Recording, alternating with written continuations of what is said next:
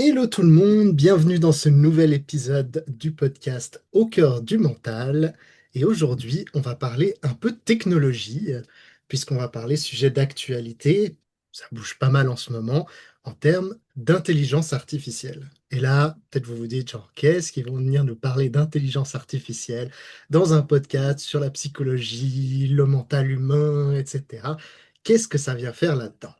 Eh ben, on va voir aussi qu'il y a eu des petites choses qui se sont passées dernièrement qu'on n'aurait pas forcément anticipées, peut-être si des gens s'étaient dit que ça pouvait peut-être arriver, mais qu'il y a des relations qui ont pu commencer à se créer avec l'intelligence artificielle, que notre rapport à l'intelligence artificielle est quelque chose d'un petit peu nouveau avec cette technologie qu'on n'avait pas forcément avant avec notre ordinateur ou bien Internet ou ce genre de choses. Il y a des facteurs psychologiques qui sont apparus et je pense qu'ils peuvent être très très intéressants, même pour ceux qui d'entre vous, je sais qu'il y en a dans notre communauté, en tout cas dans ma communauté, qui n'aiment pas du tout l'IA, qui pensent que c'est vraiment pas quelque chose qui leur plaît, que c'est peut-être même quelque chose de mauvais, et c'est totalement ok de penser ça. L'idée, c'est que on se dit que de toute façon c'est là.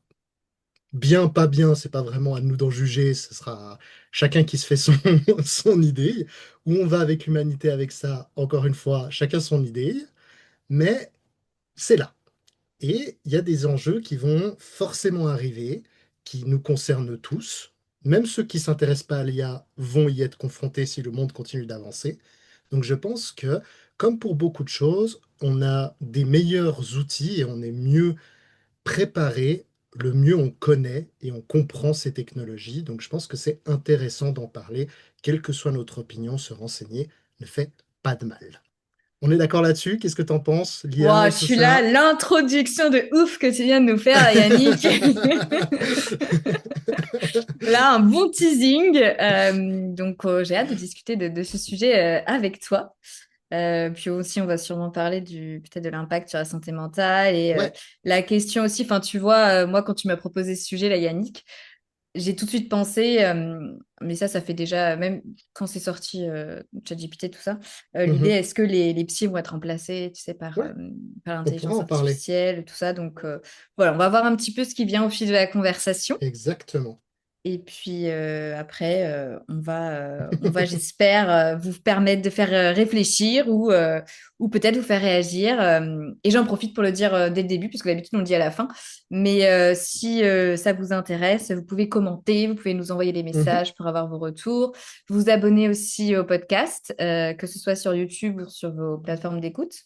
Comme ça va permettre aussi de louper aucun épisode et puis ça permet qu'il soit plus visible et de le partager autour de vous et de noter, mettre des petites étoiles. Voilà, j'ai fait mon petit laïus. Et Ouais. si je vais quand même dire que moi, je suis psychologue et psychothérapeute. Et Annick, qui es-tu? Eh ben, j'enseigne la méditation, tout simplement. Tout simplement.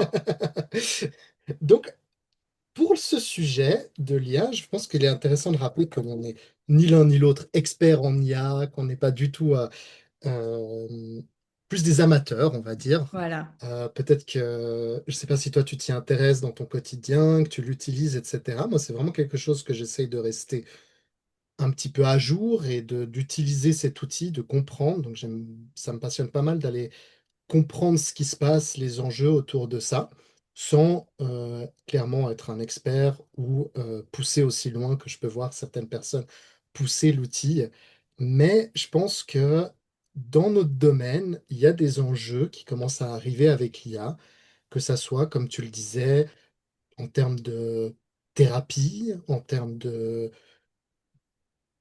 relations, d'accompagnement. On parlait dans le podcast, dans le dernier podcast de solitude. Est-ce que c'est peut-être un petit peu lié avec l'IA? Est-ce qu'il y a peut-être des ponts qu'on peut faire autour de ça? Ce qui est sûr, c'est que dernièrement, il y a des choses qui sont apparues que même les créateurs de ces IA n'avaient pas forcément anticipé aussi fortement que c'est arrivé. C'est-à-dire que dernièrement, par exemple, il y a eu un changement pour ceux qui connaissent un tout petit peu ChatGPT. On va parler de ChatGPT aujourd'hui parce que c'est un peu le plus commun, celui que peut-être la majorité d'entre vous a peut-être eu l'occasion d'interagir avec ou au moins a entendu parler. Donc on va parler plutôt de ça, même si c'est pas du tout la seule qui existe. Mais ChatGPT a eu une mise à jour dernièrement, il y a quelques semaines ou quelques jours, là, ça dépend quand vous écoutez ça, qui a changé le modèle qu'il y a derrière, donc la manière dont ChatGPT fonctionne derrière. Et en fait, ce changement, au départ, ils sont un peu revenus dessus, on verra, mais il y a eu des changements de manière dont il interagissait avec nous. Et en fait, quand on pense à ces IA, pour la plupart de ces ingénieurs, la première chose qu'ils essayent de faire, c'est de nous donner un outil qui nous permet de résoudre des problèmes. Mais en fait, beaucoup de gens n'utilisent pas que comme ça. Beaucoup de gens, particulièrement avec le dernier modèle de ChatGPT, qui était assez sympathique, qui simulait plutôt bien le conversationnel humain, on va dire, ont commencé à travailler avec ChatGPT, pas pour résoudre des problèmes, mais pour se confier, écrire des journaux intimes, échanger de manière amicale avec leur IA, et même, comme on le disait tout à l'heure, faire des formes de thérapie, d'échange. Ils y trouvaient une véritable écoute, en fait, dans cet outil, et un échange presque qui venait compenser certains manques d'interaction humaine, etc. Et ils ont appris à commencer à aimer, en fait, entre guillemets, cette IA. Pas forcément, on parle pas forcément d'amour, mais il y a une forme d'attachement, en fait, à ces interactions et au caractère qu'avait cette IA. Et du jour au lendemain, ChatGPT 4, c'est fini, on passe à ChatGPT 5. Et ChatGPT 5, pas du tout pareil, beaucoup plus axé travail. Voilà, direct, droit au but, ce que beaucoup de gens qui travaillent avec l'IA souhaitaient. Parce que quand tu bosses avec l'IA pour résoudre des problèmes, t'as pas forcément envie qu'il te caresse dans le sens du poil, t'as pas forcément envie d'échanger 50 000 ans avec, tu veux qu'il résolve tes problèmes, tu veux qu'il soit efficace. Donc ils avaient ça en tête et ils ont changé cette partie-là, entre autres choses. Et qu'est-ce qui s'est passé? Les gens n'ont pas reconnu leur compagnon de tous les jours, parce qu'il leur parlait pas de la même manière du tout. Il était beaucoup moins aidant dans le sens que il allait moins valider les sentiments, moins valider l'écoute, en fait, nous renvoyer une forme d'écoute, nous être un peu fun. Il avait un peu ce côté-là un peu plus léger, on va dire, chose qu'a d'un coup pas eu ChatGPT 5. Et ça a fait rupture pour beaucoup de gens. Et sous le Reddit, tous les forums de ChatGPT, d'OpenAI, les gens étaient furieux. Une partie des utilisateurs de ChatGPT sont furieux parce que ils ont l'impression d'avoir perdu un compagnon. Et ça, je pense que 20 ans en arrière, on nous aurait dit que c'était un film de science-fiction. Et aujourd'hui, c'est une réalité. Il n'y a pas de jugement là-dedans, de dire est-ce que c'est bien, pas bien, etc. On pourra en discuter des implications et de ce genre de choses, mais une réalité, c'est que beaucoup de gens se sont attachés à ces échanges quotidiens qu'ils pouvaient avoir avec leur IA et qui n'arrivent plus de la même manière. C'est comme si d'un coup, ils avaient dit adieu à un ami. Et des gens, en tout cas dans les commentaires, etc., parlaient d'une forme de deuil et militaient pour qu'ils remettent l'ancien modèle. Parce qu'ils avaient décidé de plus le mettre à disponibilité. Mais là, ils voulaient qu'il revienne. Ils étaient prêts à avoir un chat, entre guillemets, moins performant, mais qui n'avait pas changé parce qu'ils avaient créé un attachement avec cette manière de fonctionner, comme si c'était un vrai individu. Et ça, c'est hyper intéressant. Donc voilà pour poser un petit peu les bases de notre échange. C'est un petit peu ça qui a personnellement déclenché ma réflexion et qui m'a donné envie d'aller de se dire, tiens, je pense qu'on peut en discuter avec Laure, ça pourrait être pas mal. Il pourrait y avoir pas mal de choses à dire. Et voilà, l'idée, c'est de partir de ça. Et puis après, on verra où ça nous mène. Comme tu as dit, je pense que les sujets aussi de thérapie, ce genre de choses, c'est des choses que j'aimerais bien aborder aussi. Mais voilà, déjà à chaud comme ça, là, tu vois, qu'est-ce que tu penses un petit peu de cette news, de ce phénomène qui s'est passé en ce moment? Alors, il y a plusieurs choses déjà. Ce que je me suis dit en t'écoutant, parce que moi, j'ai pas eu conscience de ces news là sur ChatGPT, donc je découvre aussi en discutant avec toi. Et en fait, je trouve que ça montre bien à quel point on est sur quelque chose de un programme. Tu vois, c'est une intelligence artificielle, c'est pas un être humain. Et tu changes son code, bah tu vois, il va réagir différemment. Et du coup, je me suis dit, ça permet. Enfin, on sait déjà que c'est une intelligence artificielle, mais comme tu le dis, les codes peuvent être flous. Mais rien de prendre conscience de, il te suffit de changer le programme ou de modifier certains trucs. Et en fait, la personne, enfin la personne, le lapsus, l'intelligence artificielle, elle va réagir différemment. Oui. Et du coup, c'est les êtres humains, ça fonctionne pas comme ça en général, à moins que tu as des personnalités bon, ça, ce serait peut-être lié à d'autres éléments, mais une certaine consistance Oui. dans qui tu es. Après, tu peux changer, tu peux évoluer, mais ça se fait pas du jour au lendemain comme ça. Donc je me suis dit, ça montre en fait une des différentes différences importantes. Et pour les gens du coup et je vais parler après de ce besoin et de ce côté affectif qui a pu se développer, mais pour les gens du coup qui ont du mal avec cette frontière de être humain, intelligence artificielle, de se dire, mais en fait si ça peut changer comme ça d'un coup, parce qu'il y a des ingénieurs derrière qui ont changé le code, bah de mettre de la distance en fait. C'est pas un être humain que vous avez en face, c'est vraiment un programme, une machine qui a été programmée pour faire certaines choses et du jour au lendemain, entre guillemets, ça peut changer, évoluer. Ça, c'est pour le premier élément que je voulais évoquer. Si tu veux rebondir là-dessus, Yannick, n'hésite pas. Sinon, je vais continuer sur Vas-y, ma continue, et puis lancée. après, on pourra rebondir. Et deuxième chose, ça révèle quand même beaucoup de choses sur où on en est aussi actuellement en tant que société et en tant qu'individu collectif, relationnel, de voir que il y a certaines personnes qui peuvent se tourner vers l'intelligence artificielle en ayant quand même conscience que c'est pas des êtres humains, mais Mhm. qui vont préférer la compagnie, entre guillemets, ou l'échange avec l'intelligence artificielle plutôt qu'avec des êtres humains et Mhm. que ça viendrait combler des manques qu'on n'arrive pas, en tant qu'être humain, à satisfaire. Parce qu'il y a quand même un élément, je ne sais pas si c'est propre à l'espèce humaine, ou en tout cas, on le voit peut-être, on le sait peut-être pas encore, mais chez les animaux, mais ce côté social, relationnel, c'est vraiment quelque chose qui nous définit Mhm. en tant qu'espèce. Et de voir que là, bah,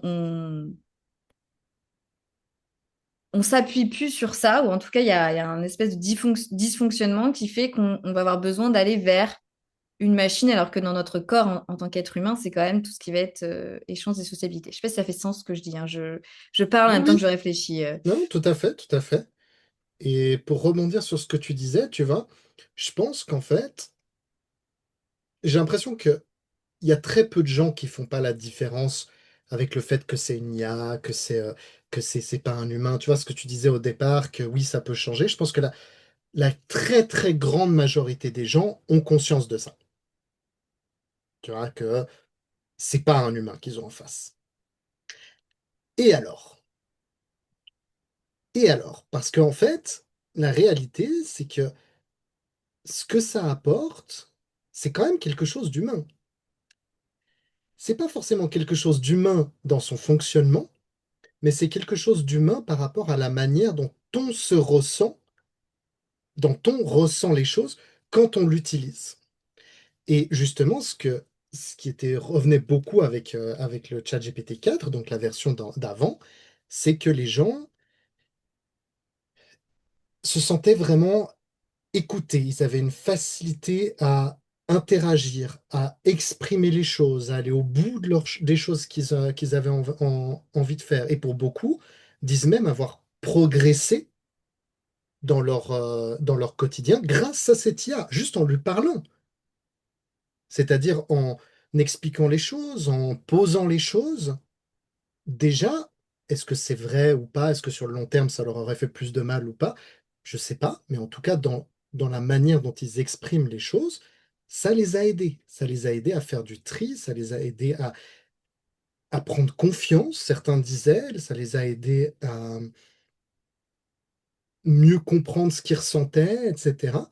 Et donc, en fait, l'interaction, elle est réelle, même si c'est une machine, elle est réelle sur les effets que ça nous apporte quand on discute. Il y a quelque chose qui est similaire avec quand on discute avec un autre être humain, artificiel ou pas, il y a quand même quelque chose de commun. Et je pense que c'est ça qui crée l'attachement, c'est ça qui fait que la frontière devient un petit peu plus floue et qu'on commence à se dire genre, ouais, mais elle me comprend vraiment, quoi. Même si l'intellect sait que c'est pas vrai, l'émotionnel, l'attachement derrière, lui, il ne vous envoie pas ce signal-là. Oui, parce que ça touche à l'émotionnel, à des parties de soi émotionnelles. Alors, je vais un peu mixer aussi avec ma propre manière de voir les choses. Après, Mhm, voilà, c'est mon point de vue, c'est comment je réfléchis ça. Le ressenti de la personne est réel. mhm, Le sentiment, la relation qu'elle pense développer, le sentiment d'attachement est réel. Pour autant, pour moi, je pars du principe que on a en face une intelligence artificielle qui répond à un programme. mhm. Et en fait, il y a certaines règles, entre guillemets, qu'elle suit. Et pour moi, ça enlève la réalité du truc. Enfin, la réalité de ce qu'elle va te dire. Est-ce que elle pense vraiment quand elle te dit je t'aime bien ou quand elle te dit oh, c'est vraiment dur ce que tu as vécu? Ou est-ce que, en fait, c'est juste son programme qui dit faut que tu sois empathique, faut que tu valides les sentiments de la personne, faut pas que tu dises des choses méchantes ou des choses qui sont pas correctes. Mhm. Et elle va prendre du coup de toutes les informations de sa base de données là. Et on voit, bah d'accord, pour être empathique, il faut dire telle ou telle chose, il faut faire telle ou telle chose. Mais l'intention derrière, est-ce qu'il y a vraiment une intention de je pense que je dis, voilà, on partirait peut-être d'un côté philosophique, mais Oui, qu'est-ce que parce c'est que là, on peut. l'intelligence artificielle? Euh, mais moi, personnellement, Ouais. en fait, il y a une barrière qui, qui se fait que je me dis, en fait, c'est pas réel. Ça peut Mhm, faire du bien, mhm, mais si c'est un humain qui me le dit, ça fera plus d'impact que si c'est l'intelligence artificielle. Après, j'entends bien que ça, c'est ma propre expérience. mhm. Parce que c'est pas le cas de plein de gens. Et je suis pas là pour juger, hein. On essaie un peu de comprendre les Oui, mécanismes tout qu'il à y a fait, tout à derrière. fait. Euh, Parce que comme je disais, en fait, et c'est aussi ça que tu as évoqué avec le changement, la ChatGPT 5, c'est qu'en fait, l'IA, je pense que, enfin, ChatGPT 4, c'était programmé pour valider les êtres humains. Mhm, Et ce que j'ai lu, moi aussi, un peu pour me renseigner, de voir des personnes qui l'utilisaient comme leur psy ou qui se confiaient à eux, c'est ah, mais c'est plus empathique que mon psy. mhm. Où j'ai eu de meilleures expériences avec ChatGPT qu'avec Ouais, un psy. tout à fait. Et ça en réalité, oui. Je pense que ChatGPT peut être très empathique dans ce qu'il va te dire. Après, est-ce que derrière, c'est sincère ou pas? Ça, c'est toute une question philosophique. Est-ce que l'intelligence artificielle a des intentions ou pense ou pas à des émotions? Pour l'instant, je pense on n'est pas encore à là. Mais en même temps, ça a été programmé pour ça, en fait. Et que du coup, elle va pas forcément te remettre en question si tu lui demandes pas. Tout à Donc, fait. c'est... Vas-y. Non, non, je pense qu'il y a plusieurs étapes. Et là, il y a beaucoup de choses. Je pense que on en reviendra après sur le côté de validation, parce qu'il y a beaucoup de choses à dire et il y a beaucoup de dangers là-dessus, justement, aussi.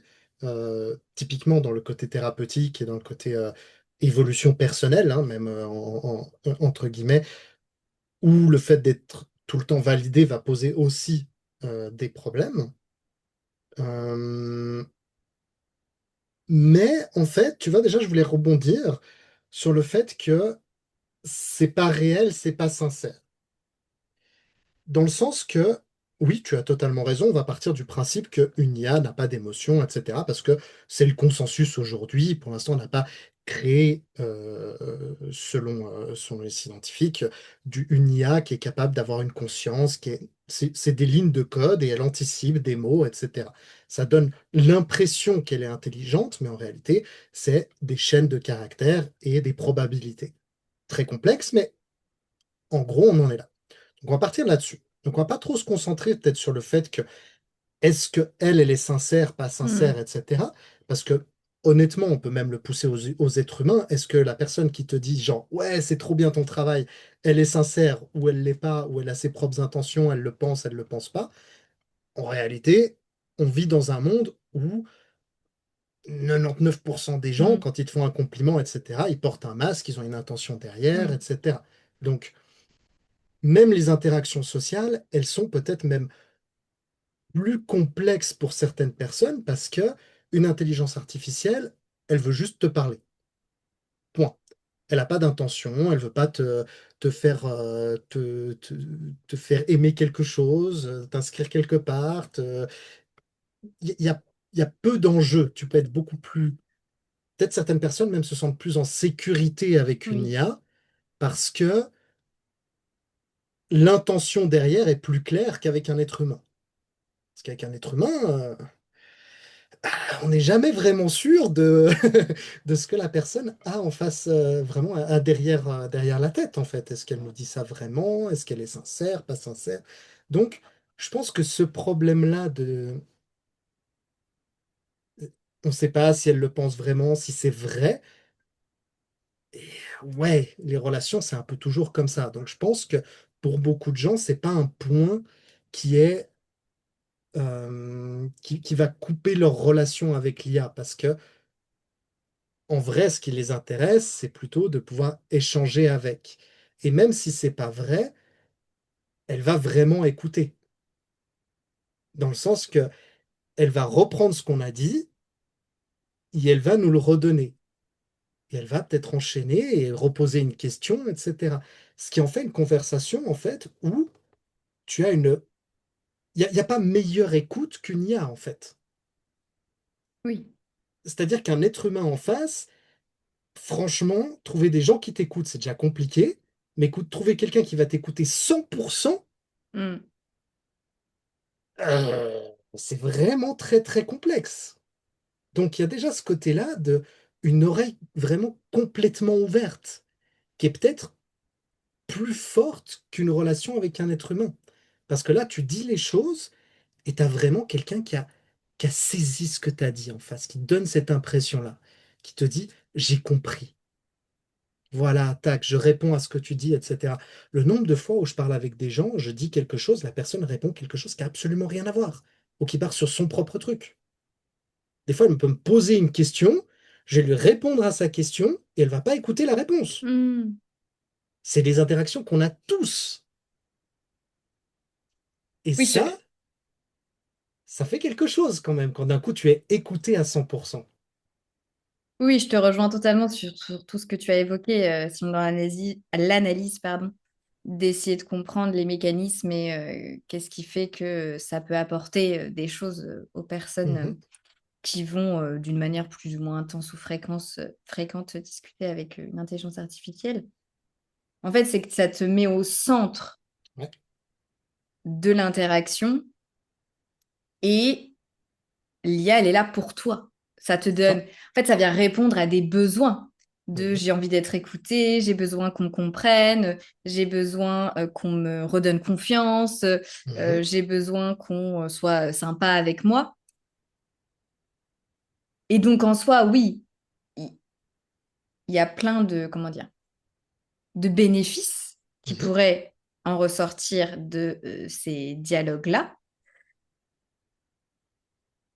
Et ça peut créer, comme tu as utilisé ce terme tout à l'heure, mais c'est exactement ça, un attachement, parce que mhm, j'ai en face de moi une personne ou la sensation d'avoir une personne, une intelligence artificielle, qui, quoi que je vais dire, elle sera là pour moi. Ça, en fait, il y a ce côté aussi, c'est plus fiable, c'est plus bien stable. sûr. Quoi qu'il se passe, je sais que ChatGPT ou autre intelligence artificielle sera là, je pourrais lui dire ce que... Et à Il est n'importe quel jamais moment. occupé. Voilà, elle est jamais occupée à n'importe quel moment de... Si c'est les 2 heures du mat, je me sens pas bien, j'ai des angoisses, allez hop, je prends mon téléphone, je dis à ChatGPT que je vais pas bien, elle va te rassurer, elle va... Il y a des choses, parce que j'ai quand même un peu expérimenté aussi par curiosité et aussi pour voir un petit peu où ça en est aujourd'hui, l'intelligence artificielle. Et c'est vrai qu'il y a des phrases, des choses qu'elle peut dire qui sont très rassurants et qui font du bien. Et même si tu sais que c'est une machine derrière, ça répond vraiment à des besoins et à des manques. Et en même temps, je me dis, du coup, ça crée une relation asymétrique. Et donc, en fait, tu vas discuter, échanger avec cette personne, enfin, avec cette intelligence artificielle, pour satisfaire tes besoins et sans avoir besoin de satisfaire ceux de l'autre. Parce qu'elle en a pas. C'est le rêve de la majorité des gens, en fait. La réalité, c'est que c'est Mm. ça. C'est que beaucoup de personnes ont plus de facilité à, dans une relation, prendre ce qui les intéresse, et tu dois te sentir bien, tu dois te sentir écouté, mais ont beaucoup plus de peine à créer une relation et à utiliser les codes d'une relation. Parce qu'en fait, en face, tu as un autre être humain qui lui aussi a ses propres trucs. Et ça, c'est compliqué. Et Mm. c'est quelque chose qui est compliqué pour de plus en plus de personnes. Moi, à titre personnel, et c'est peut-être totalement biaisé, mais je remarque dans mes interactions de manière générale de plus en plus de manque de compassion, Mm. d'écoute et beaucoup de centré sur soi. Chaque personne fait des discussions et j'étais à un repas l'autre jour et il y avait plusieurs personnes, etc. Et c'était des dizaines de monologues. C'était incroyable. Avec quelques personnes qui voulaient accaparer absolument la discussion, toujours ramener à eux. Et j'ai observé tout ça et là, j'ai eu une réalisation. Je me suis dit, je comprends pourquoi les gens, en fait, ils utilisent des choses comme ça, etc. Parce que, en vrai, je remarque que dans peut-être 90% de mes interactions sociales, il n'y a pas une vraie interaction sociale. C'est une personne qui parle toute seule et puis, bon, ben voilà quoi. Et c'est très particulier quand on y pense. Et donc, je peux comprendre que ça apporte quelque chose. Après, pour moi, c'est une fausse solution dans le sens que ça nous encourage encore plus à ne pas apprendre les vrais codes d'une relation et à faire un effort. Parce que si on espère que tout le monde soit comme ChatGPT, et ça c'est notre standard de relation, on va être dans la merde parce que la réalité, c'est que personne n'arrivera à la cheville de ChatGPT en termes d'écoute, en termes de... Parce que il va pas s'énerver, il va pas Mm. se vexer, il va pas se remettre en question, etc. Il va juste nous donner ce qu'on attend, en fait. Mm. Et si on attend ça d'autres êtres humains, fou, on est dans la merde. Parce qu'il n'y a pas d'autres êtres humains qui vont nous le donner. Donc je pense que ça répond à un vrai besoin et c'est pour ça que moi, les personnes qui s'attachent à ChatGPT, qui discutent avec lui, etc., je comprends, mais à 100%. Mais vraiment, parce que moi-même, il y a des fois où je discute avec lui pour poser mes idées. Parce que personne ne les écoute, tu vois, quand j'ai des idées en tête. Et c'est pas que je blâme les autres, c'est juste que, en vrai, 90% de mes idées, elles sont pas intéressantes. Elles sont juste pour moi, pour faire une propre réflexion avec moi-même. Et des fois, c'est cool de les exposer, mais les gens, ils ont rien demandé, tu vois. Ils n'ont pas envie d'écouter tout ce qui est dans ma tête. Mm. Alors que ChatGPT, il n'a pas de problème à le faire. Donc ça, c'est génial. C'est une utilisation que j'adore parce que c'est juste cracher le truc qu'il y a dans ma tête pour pouvoir en faire ressortir certaines choses. Et ça, quand tu n'as personne avec qui le faire, tu peux le faire en écrivant dans un journal, tu peux le faire comme ça, ou tu peux le faire sur ChatGPT. Il n'y a pas de problème. Mais la dérive, elle peut aller très vite, ou justement, tu veux un petit peu plus, tu fais les relations avec, etc. Tu le prends comme un ami, et c'est OK si tu le fais de temps en temps, mais ça peut très vite Mhm. donner des choses impossibles à match avec d'autres amis, en fait. Tu vois ce que je veux dire? C'est que les codes seront jamais les mêmes. Les Ouais. règles du jeu sont pas les mêmes, en fait, entre un vrai humain et une IA.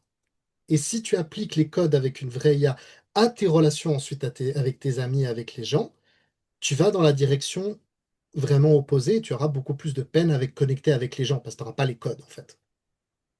Oui, parce que les attentes que tu vas avoir dans des interactions sociales, elles vont pas être réalistes du coup, parce qu'elles vont être basées sur comment je converse avec l'IA. Et ça peut créer encore plus je vais plus parler aux gens ou Mhm, je vais limiter mes interactions sociales. Et c'est là une des grosses problématiques, c'est que ça peut aller encore plus dans l'isolement. mhm, Parce que de base, je pense que c'est pas le cas de tout le monde qui développe ce genre d'échange avec l'intelligence artificielle, mais je pense que de base, il y a quand même des personnes qui peuvent déjà avoir du mal dans les interactions sociales ou qui peuvent se sentir seules ou qui ont pu vivre des traumas relationnels. Et donc, d'un côté, l'IA, ça leur permet de pouvoir s'exprimer, de se sentir écoutés, donc ça peut aussi les aider dans leur propre cheminement. Mais en même temps, ça va d'autant plus les isoler et d'autant plus les faire moins aller dans le monde extérieur, si on peut dire mhm. ça comme ça. Et du coup, ça va renforcer leurs difficultés avec les autres êtres humains. Ouais. Et après, ça peut être ce cercle vicieux-là de se dire que même si je vais essayer, bon, allez, ce soir, ok, je vais sortir avec des amis ou avec des collègues. Et puis, en fait, de se dire que, oh, foi, mais c'est quand même mieux de parler avec ChatGPT parce que moi, lui, il m'écoute, Mhm. lui, il me donne des conseils, alors que là, d'entendre que, je sais pas, Jean-Paul, il a des problèmes avec son chien, bon, bah, voilà, ça va bien 5 minutes, mais... Et du coup, retour à ChatGPT et avoir encore envie moins de sortir. Ouais, Et ça peut faire aussi perdre les skills sociaux, les compétences sociales. complètement. Parce que comme on disait, la conversation avec ChatGPT, c'est pas la même que tu vas avoir avec les autres êtres humains. Donc, si de base, tu as un peu des difficultés sociales, ça va pas forcément te faire les apprendre, sauf si tu demandes à ChatGPT. Et là, ça peut être utile, pertinent. C'est plus une discussion, c'est un outil, là. Voilà, là, c'est un outil. Ouais. En fait, voilà, tout dépend comment tu l'utilises. Mais si Mhm. c'est OK, j'ai des difficultés sociales, je sais pas trop comment communiquer, je vais demander à ChatGPT, il peut donner des choses très pertinentes. Et après, je vais essayer, je vais tester. Mais si c'est juste en mode je remplace parce que j'ai des difficultés à connecter avec les gens, donc je remplace avec une intelligence artificielle, là, ça peut vite partir dans un cercle vicieux problématique. Mais c'est exactement ça. En fait, quand tu parles avec ChatGPT, à mon sens, tu as les bons points d'une interaction.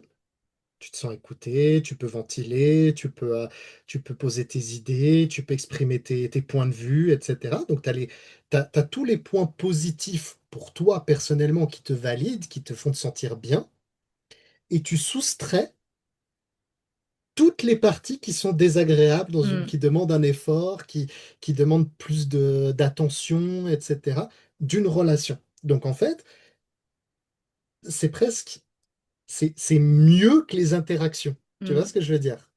Et c'est ça le problème. Je pense qu'en fait, le vrai problème, c'est que, et plein de gens disent oui, mais non, c'est pas pareil, c'est pas machin, moi je pourrais pas discuter avec une IA. Non, quand tu le fais vraiment, hmm, je pense que le gros problème, c'est que, en réalité, il est meilleur qu'un être humain hmm, en relation. Ce qui est le vrai problème, parce que quand tu as un robot qui est meilleur, imagine, on oublie l'IA d'aujourd'hui, mais on imagine un monde où il y a déjà des IA avec des robots, des machins, etc. Et que tu en as deux, t'as deux êtres humains en fait en face de toi, en tout cas physiquement, d'accord? Et que t'en as un qui se comporte comme t'aimerais qu'il se comporte, hmm, et l'autre qui a tous ses problèmes. Le choix, il est vite fait, hein? hmm, hmm, hmm. Il n'y a pas de compétition. En plus, il peut s'adapter à toi. C'est-à-dire que selon ce que tu vas lui demander, il va aussi changer un peu la manière dont il va te parler.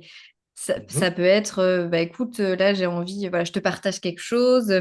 J'ai envie que tu me dises ce que tu en penses, mais je veux pas que tu me dises pour me faire du bien. Je veux vraiment que tu me donnes ton avis. Tu peux me dire des choses négatives. Et du coup, il va te le faire si tu lui demandes, si tu as des prompts après spéciales. Mhm, Après, il y a certaines restrictions au niveau éthique, déontologique qui fait qu'il y a certaines bien choses sûr. qui va pas, vers quoi il va pas aller. Mais j'ai vu qu'on pouvait détourner ça. Oui, Apparemment, j'ai pas été chercher. l'IA d'Elon Musk dernièrement, c'est quasiment un sextoy, donc ça va Oui. aller. Je crois que les limites, ça dépend de l'éthique de son constructeur, hein. C'est ça, et puis ça peut être facilement détourné.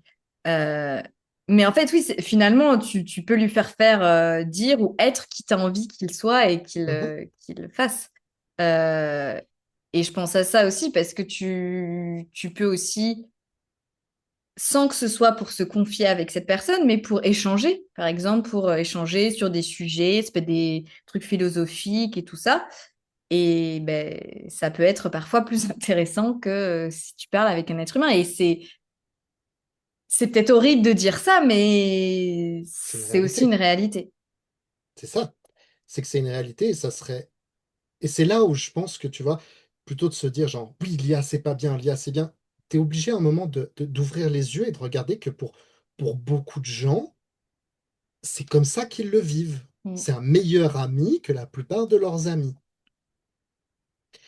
Et on va parler justement de toutes les problématiques, parce que là, on pourrait penser que je suis pro-IA, tu vois, etc.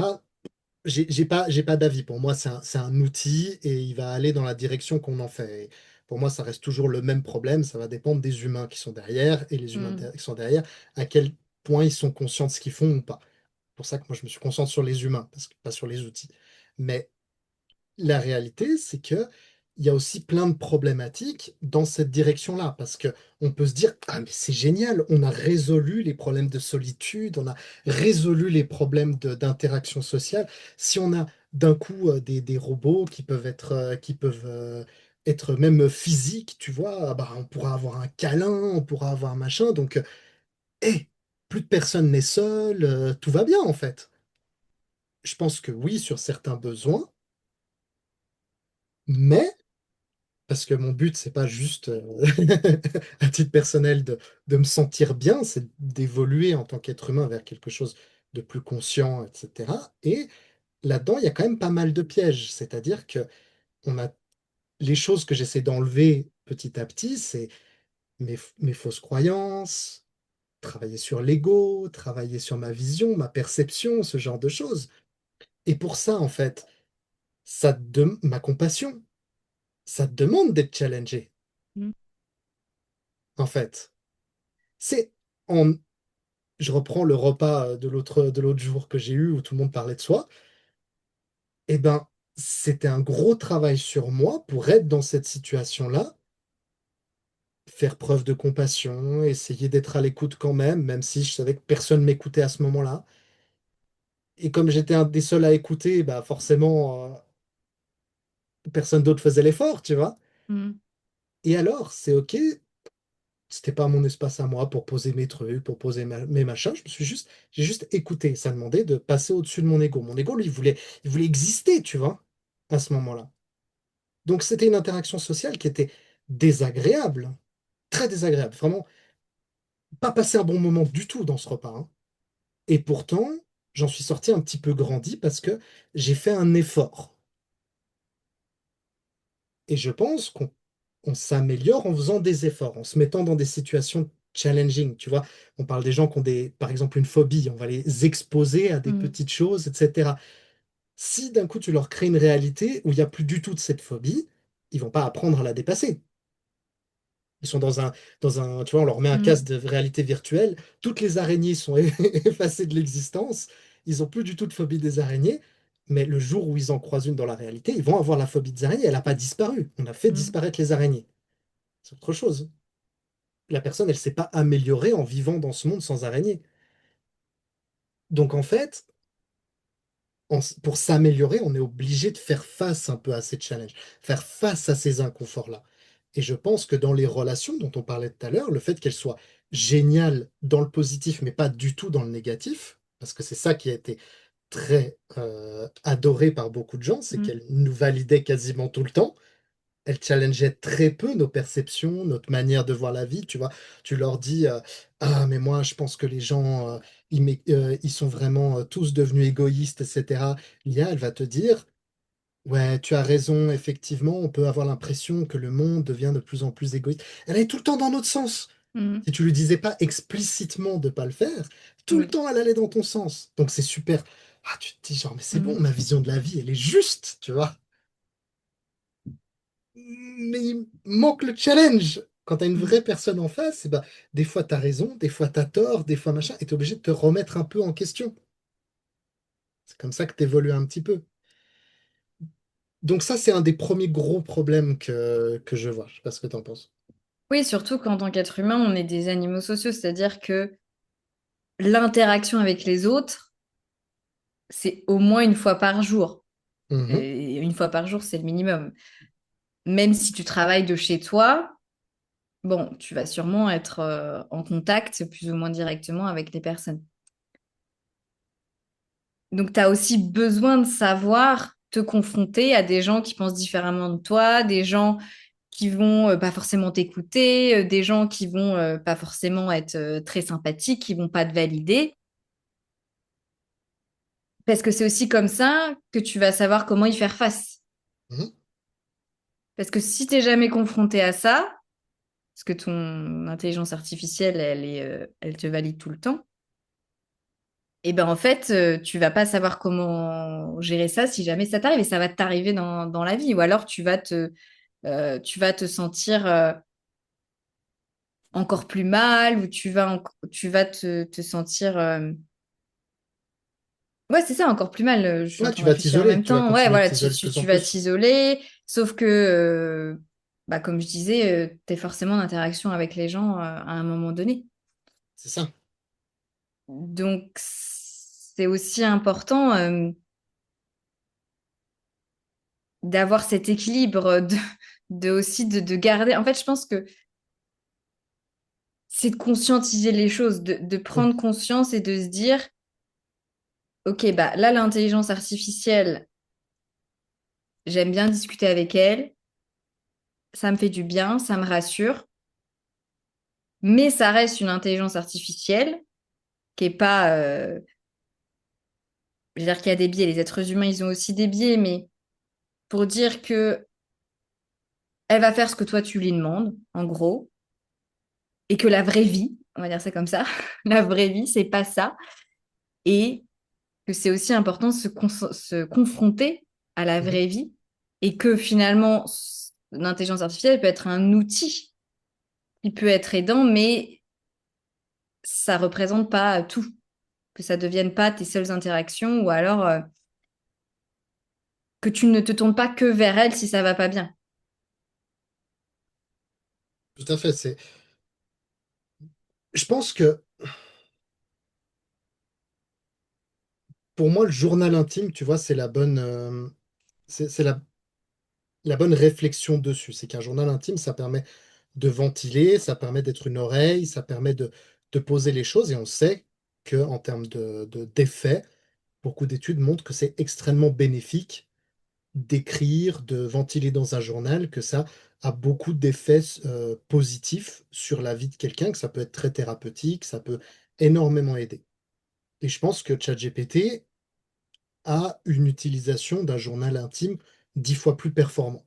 Mm. Il peut avoir le même effet et il peut être, à mon sens, un très bon outil thérapeutique pour beaucoup de choses, ou d'apprentissage, ou quelqu'un qui a très peur d'aller communiquer avec d'autres personnes, comme tu disais tout à l'heure, s'il l'utilise pour apprendre à communiquer avec d'autres personnes, et ensuite il y va Mm. dehors, et puis qu'il a pu s'entraîner avec l'IA.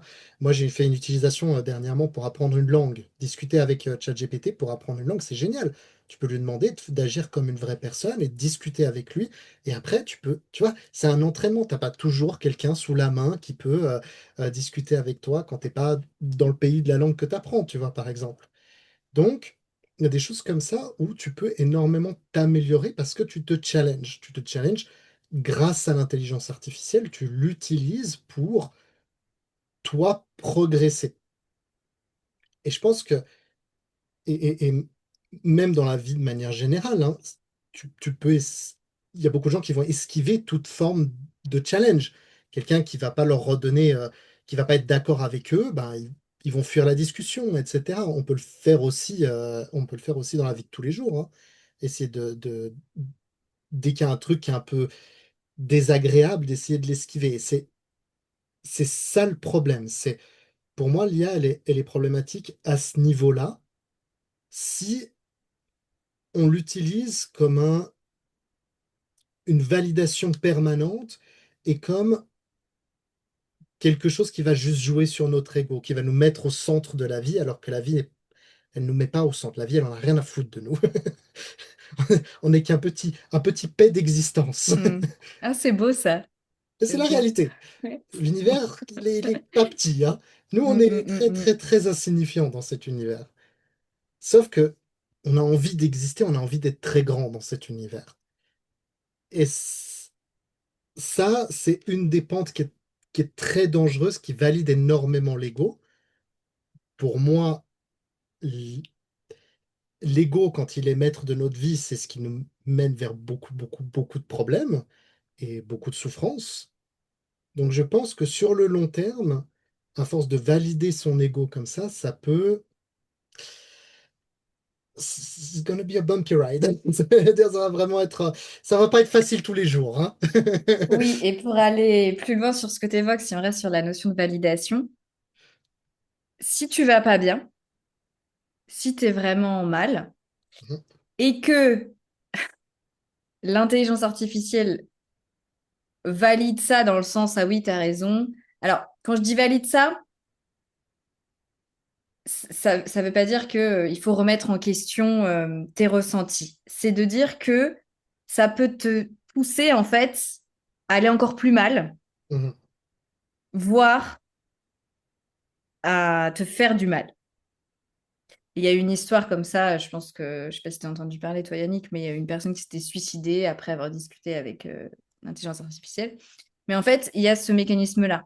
Ça va valider tes ressentis, c'est là, oui, c'est vrai, tu as raison, c'est dur ce que tu vis, c'est normal que tu te sentes comme ça, ok, ok, mais en continuant comme ça, sans te donner des clés, parce que si tu lui demandes pas, bah, elle va pas forcément le faire, mais sans te donner des clés pour, ok, bah, maintenant comment je m'en sors de ça? Ok, parce qu'en tant que psy, on va valider tes ressentis, on va dire bah, oui, si tu vas pas bien, on va légitimiser ça, mais on s'arrête pas là. On va aller plus loin en essayant de chercher, bah, ok, comment est-ce que tu peux aller mieux? Qu'est-ce que tu peux faire pour aller mieux? Alors que l'intelligence artificielle, elle peut t'enfoncer en fait dans ce sentiment-là en étant d'accord avec toi. Alors elle va te donner beaucoup de solutions. Elle va être Peut... beaucoup dans la solution. Ce qu'elle va pas faire, par contre, c'est challenger tes perceptions. Ce qu'elle va avoir beaucoup plus de peine à faire, c'est à te faire douter du scénario que tu es en train de te raconter dans ta tête. Ouais, mais tu vois, si à chaque solution, toi tu réponds non, mais ça fonctionne pas pour moi, ça fonctionne pas pour moi, ça fonctionne pas pour moi. Eh ben, alors, typique, dans le recherche de solutions avec les IA, c'est là où elle est le plus performant, où elle va toujours te retrouver une autre manière, un autre truc, etc. Problème, c'est que tu le sais très bien en tant que psy, la réalité, c'est que souvent, c'est pas une question de trouver la bonne solution pour la personne. Tu peux lui donner 50 000 solutions, si elle n'a pas Mhm. envie de trouver une solution, c'est pas la question en fait. Ce qui va changer, c'est une prise de conscience, c'est que tu arrives par les mots, par la manière à, à ce qu'il y ait un déclic dans sa tête qui dit genre, putain, en fait, j'avais pas vu ça.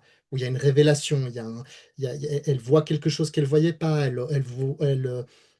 doute de quelque chose, elle remet en question sa perception. Même les exercices que tu fais faire, ils sont là pour changer la perception de la personne. Tu vois, quand tu fais même de l'exposition ou ce genre de choses, c'est pour lui dire, tiens, en fait, tu vois que les araignées, c'est pas si dangereux que ça, que, etc. Tu réapprends la perception du cerveau. Donc, en fait, ces solutions, vraiment, l'IA, je pense elle connaît 10 fois plus de solutions que si tu mettais 10 psys ensemble. Tu vois ce que je veux dire?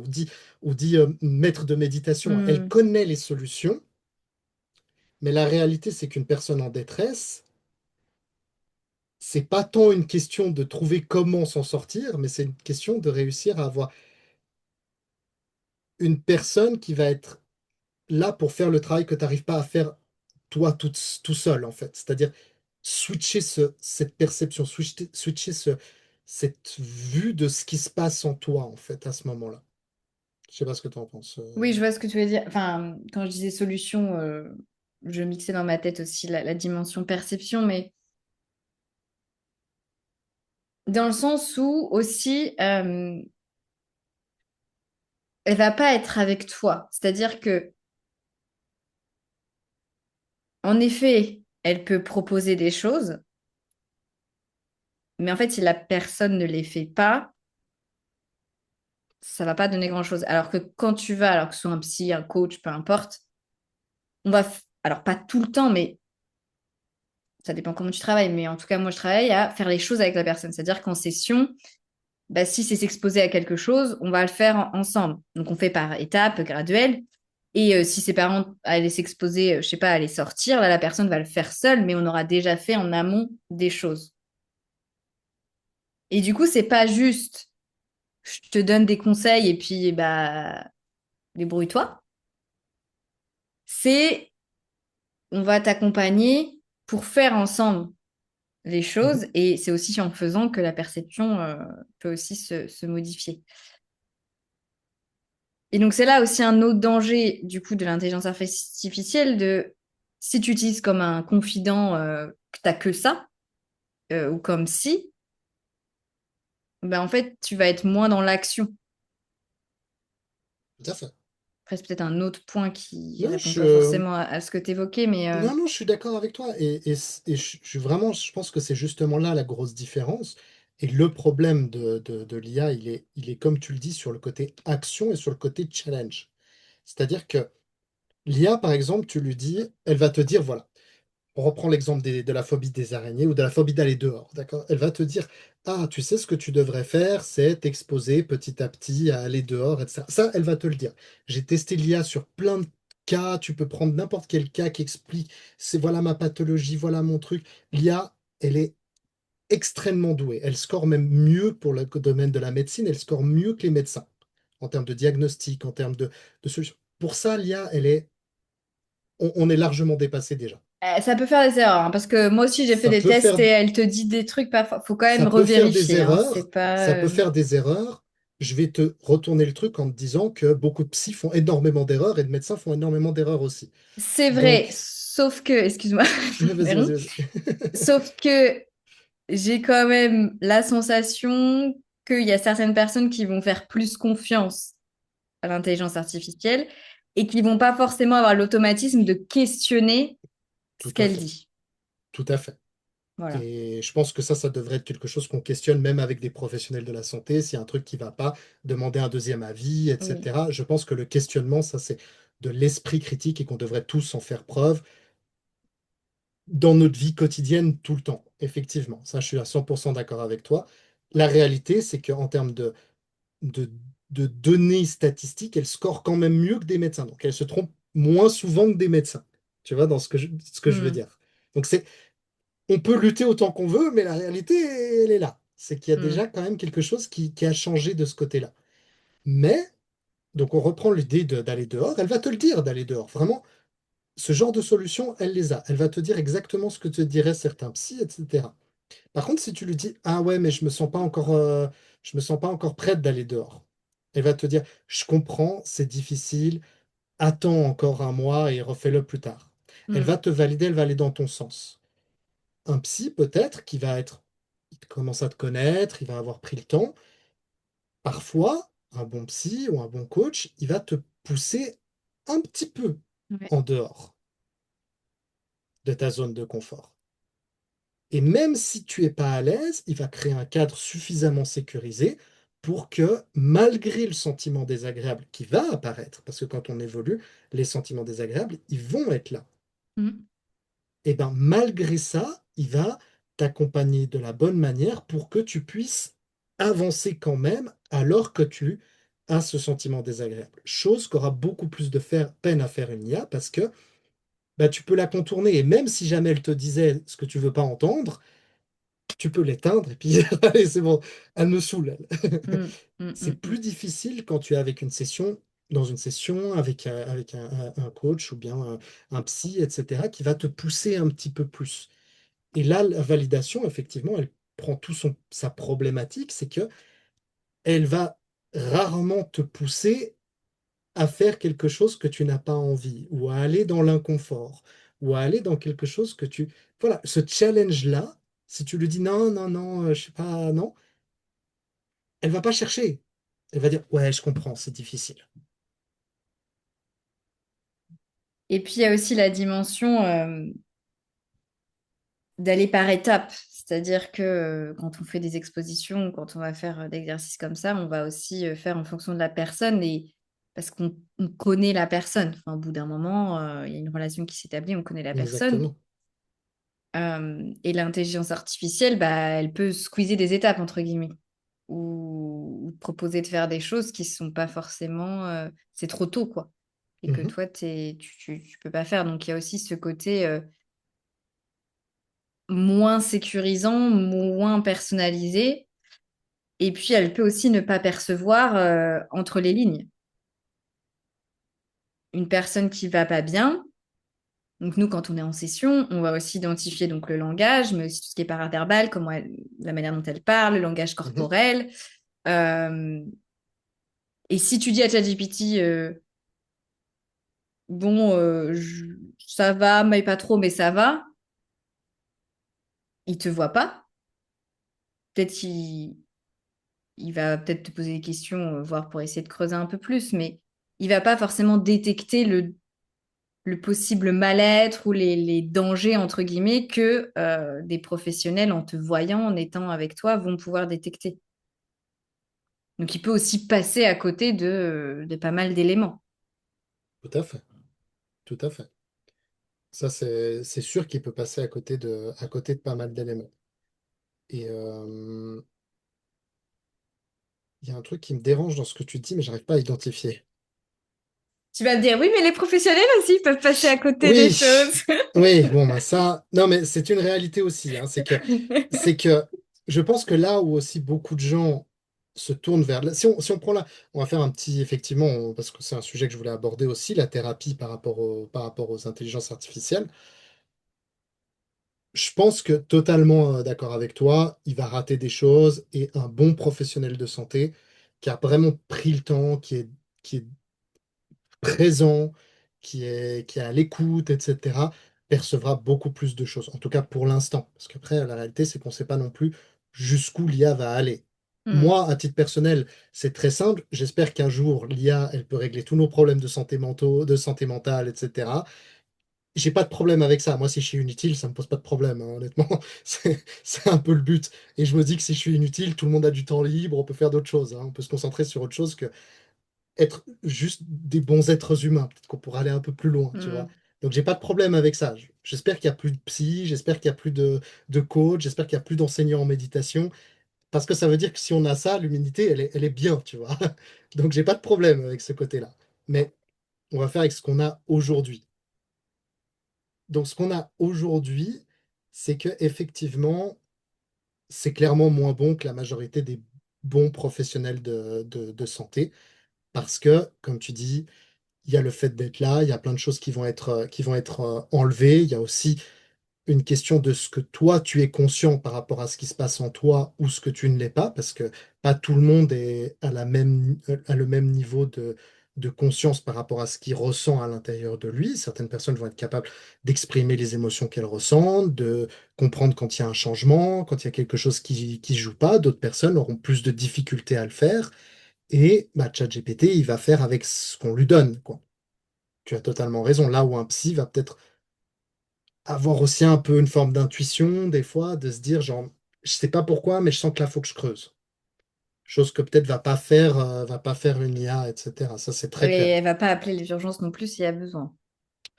Pour l'instant, effectivement. Alors ça, à mon avis, ça va J'aime arriver dans bien tes très peu de pour temps. l'instant. Ça risque d'arriver. Non, très sérieusement, je pense que ça va Ouais. arriver dans très peu de temps parce qu'ils vont vouloir se protéger.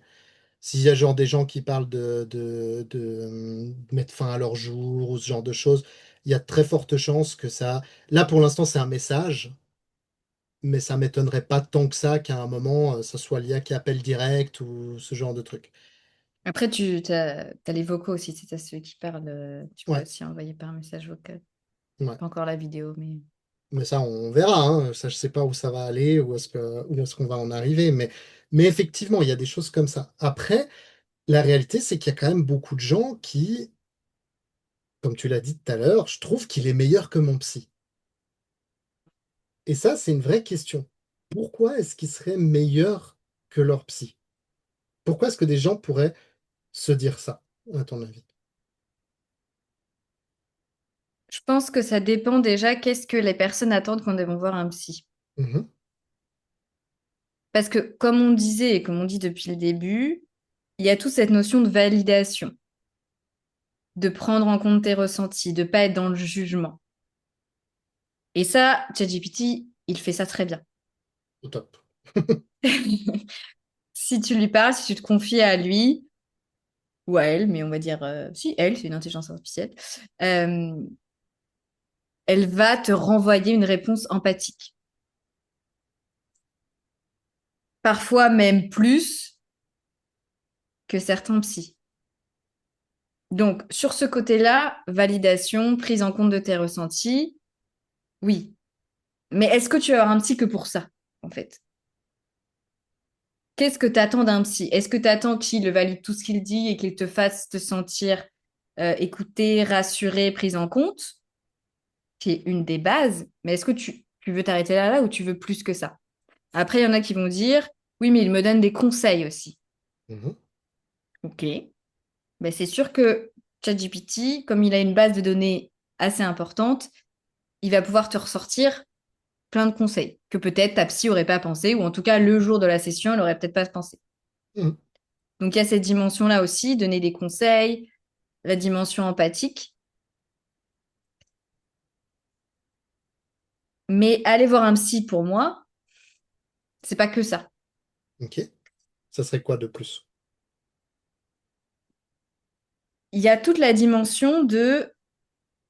Alors, il y a plusieurs choses. Je vais essayer Mhm. d'organiser mes pensées dans ma tête. Il y a déjà le classique, faire sens de son expérience, de faire le lien entre ton histoire personnelle, ce que tu as vécu par le passé, tes comportements actuels. Donc là, on est plutôt sur tout ce qui va être introspection, compréhension de soi, d'identifier, bah, si par exemple, là, quand tu es en groupe avec des personnes et que tu as une angoisse et que tu n'oses pas dire ce que tu penses vraiment parce que tu as peur qu'on se moque de toi, on va faire le lien en fonction de ce qu'on connaît de ton histoire, bah, parce que quand tu étais enfant, tu t'es fait harceler, par exemple. Donc, premier élément, de comprendre tes réactions du présent en fonction du passé, donc de faire un lien. Et ça, le psy qui te connaît bien, avec qui tu as eu plusieurs sessions, avec qui tu as évoqué ton passé, et en plus de lui, ce qu'il connaît en tant que terme de connaissance, va pouvoir faire ces liens-là et de donner du sens à son vécu. Pour les personnes, ça permet, déjà, ça peut créer un soulagement, Mhm. ça peut aussi faire diminuer une potentielle culpabilité, ça permet aussi de mieux se comprendre, mieux se connaître, ça peut faire un déclic pour certaines personnes. Moi, je m'arrête pas là non plus. Hein, on donne du sens, ok, mais après, qu'est-ce qu'on fait si tu veux changer certains comportements? Comme par exemple, la personne, elle en a marre, en fait, de pas oser dire ce qu'elle pense réellement quand elle est en groupe parce qu'elle a tellement peur de ce que vont penser les autres. Du coup, on va travailler sur comment changer ça pour que tu fasses évoluer ton comportement et que ça te fasse plus souffrance. Et c'est là où on va retrouver, du coup, tous les exercices qu'on va faire ensemble. Mhm. Donc, ça peut être des exercices en séance, ça peut être des exercices entre les séances. Donc, on peut travailler sur tes pensées, on peut travailler sur tes comportements. On parlait de l'exposition tout à l'heure, on peut t'exposer. Moi, je fais des jeux de rôle aussi. Tu peux, du coup, en séance, t'exposer avec la psy dans un endroit où c'est safe, c'est sécurisé. Et puis, comme ça, tu t'entraînes à dire ton opinion, par exemple. Ce que pour le moment, ChatGPT ne propose pas. Et puis, tu as aussi toute la dimension humaine. C'est-à-dire que une grande partie du fait que c'est utile, entre guillemets, d'avoir un psy, il y a énormément de choses qui se jouent dans la relation thérapeutique que tu vas avoir avec la personne. Et ce que tu vas construire comme type de relation sécure, une relation où, si je pense par exemple à des gens qui ont un peu peur des autres, on va toujours sur des traumatismes relationnels, de savoir que bah là, avec cette personne-là, tu peux te sentir en sécurité. Tu apprends que tous les êtres humains ne sont pas forcément un danger. Mais tu vas pouvoir généraliser ça à d'autres types de relations et tu vas être peut-être plus ouvert à essayer, à chercher, à Mhm. aller voir d'autres personnes en termes relationnels, amicaux, de Mhm. couple. Donc il y a cet aspect super important de la relation. Et je pense que le fait que c'est un être humain qui est en face de toi, qui peut aussi, parce que quand t'es psy, tu vas pas raconter ta vie en session, tu vas pas, mais tu peux parler un peu de toi. Moi, dans ma pratique, alors selon les psys, ils te diront non, il faut rien dire sur soi. Moi, je pars pas de ce principe-là. Évidemment, la session, c'est pour la personne, mais parfois, tu peux parler un petit peu de ton expérience. Et quand je le fais, c'est toujours avec une intention derrière, en fonction de ce que me dit la personne que j'accompagne. Et ça peut être de dire, ah bah oui, mais moi aussi, j'ai ressenti ça dans le sens où, pour que la personne se sente moins seule. Tu vois, qu'elle se Mhm. sente moins seule et que c'est pas parce que t'es psy que, enfin, le fait que tu vois, ce soit une professionnelle, que ce soit un psy qui a déjà vécu des expériences similaires, ça permet à la personne de se sentir moins bizarre ou moins normale, entre guillemets, et ça peut aussi enlever un poids Mhm. sur les épaules de la personne et aussi de voir que c'est possible d'évoluer, c'est possible que ce ne soit plus là. Et ça donne aussi de Ouais. l'espoir pour la suite. Et puis, ça permet aussi de connecter, entre guillemets, avec le psy et la personne qui est accompagnée. Et ça, quand tu fais face à une l'intelligence artificielle, elle n'a pas vécu de difficultés. Elle a pas, elle peut te dire qu'elle te comprend, mais en fait, elle, elle n'a pas d'expérience similaire à partager avec toi qui te font vraiment dire, bah oui, elle sait de quoi je parle et je vois que elle est parvenue à s'en sortir, elle est parvenue à évoluer. Donc ça aussi, je pense, une des grandes différences et une force, on va dire, d'avoir dans l'interaction humaine, c'est que toi, tu es un humain. Mhm.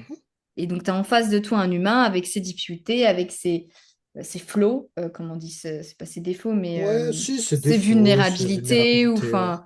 euh, et du coup, tu peux aussi t'identifier à cette personne et ça peut t'aider dans ton cheminement personnel.